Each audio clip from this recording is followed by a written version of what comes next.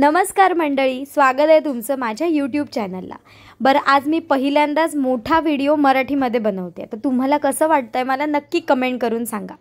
तर हा केक आहे 2 किलोमध्ये बटर बीन्स कॅफे ह्या कार्टूनचा।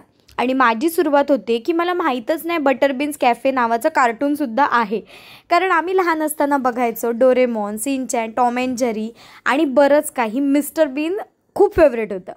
तर इथे ह्या नावाच्या कार्टूनचा केक होता। सो मी थोडंसं सर्च केलं आणि नंतर कामाला लागली। तर इथे मी वापरला आहे 8 इंचीसचा मोल्ड, जो मी आत्ता बनवते आहे। त्यामध्ये मी 1.5 किलोचा केक बनवून घेतला आणि 1.5 किलोच्या केकला मी क्रम कोटिंग करून सेट केलं होतं। आणि आता त्याला मला ब्ल्यू आणि येल्लो कलर द्यायचा होता। सो मी पहिल्यांदा बेस कलर ब्ल्यू ठरवला, कारण डार्क कलर खाली असेल तर केक जास्त उठावदार वाटतो। तर मी इथे ब्ल्यू कलरने कवरिंग केलं, कोटिंग केलं।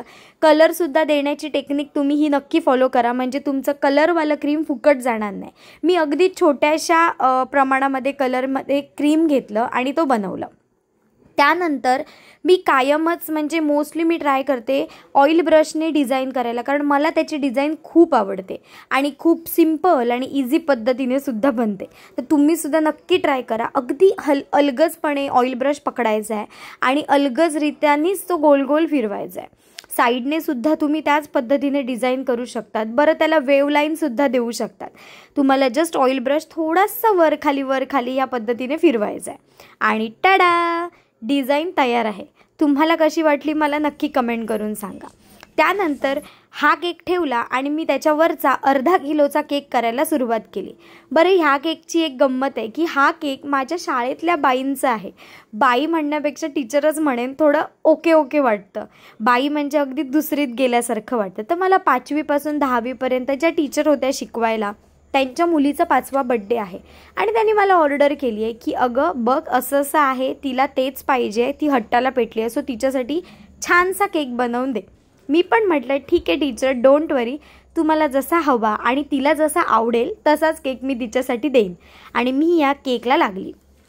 आता मी हे दोन्ही केक फायनल कोटिंग करून फ्रीजमध्ये सेट होण्यासाठी ठेवले, कारण ते ट्रॅव्हल होणार होते नाही म्हटलं तरी एक 45 ते 50 मिनिटाच्या अंतरावरती।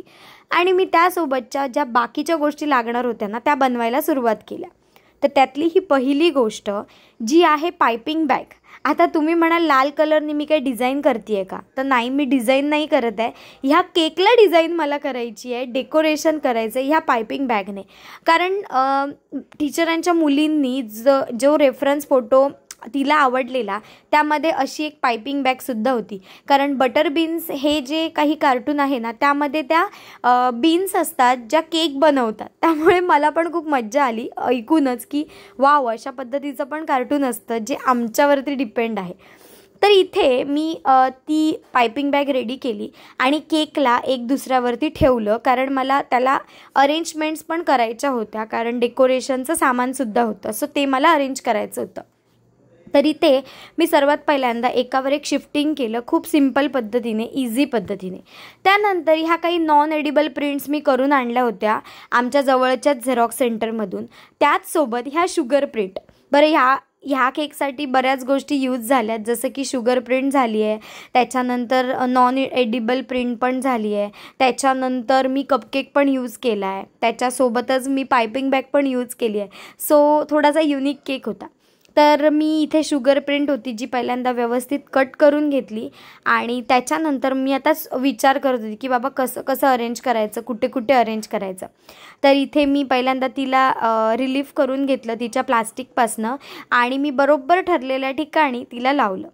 बरं, तुम्हाला माझे व्हिडिओ आवडतात की नाही मला नक्की कमेंट करून सांगा। आता हा व्हिडिओ बघताना ना माझ्या बऱ्याचशा हिंदी सबस्क्रायबर्सचा प्रॉब्लेम होणार आहे, त्यासाठी खरंच सॉरी। पण मला असं जस्ट वाटलं की हा व्हिडिओ मराठीमध्ये बनवावा, म्हणून मी मराठीमध्ये बनवला। आता बघूया रिस्पॉन्स कसा येतोय। जसा रिस्पॉन्स येईल त्या पद्धतीने मी पुढचा व्हिडिओ नक्कीच त्या पद्धतीने मी करायचा प्रयत्न करेन।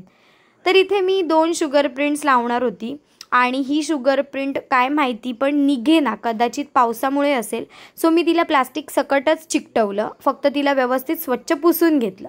त्यानंतर इथे मी फॉन्डंटसुद्धा वापरलं। फॉन्डंटसाठी माझ्याकडे फॉन्डंट कटर आहे ज्यांनी फ्लावर्स कटिंग होतं, सो मी तोच वापरला आणि इथे मी छान पद्धतीने फुलं बनवून घेतली आणि मी डेकोरेशनला स्टार्ट केलं. इथे डोनटसुद्धा बनवून घेतले छोटे छोटे, जे खूप क्यूट वाटत होते. आणि इथे जसं तिने फोटो पाठवलेला त्या टाईपमध्ये मी अरेंजमेंट्स करायला स्टार्ट केल्या. तर या आहेत बटर बीन्स.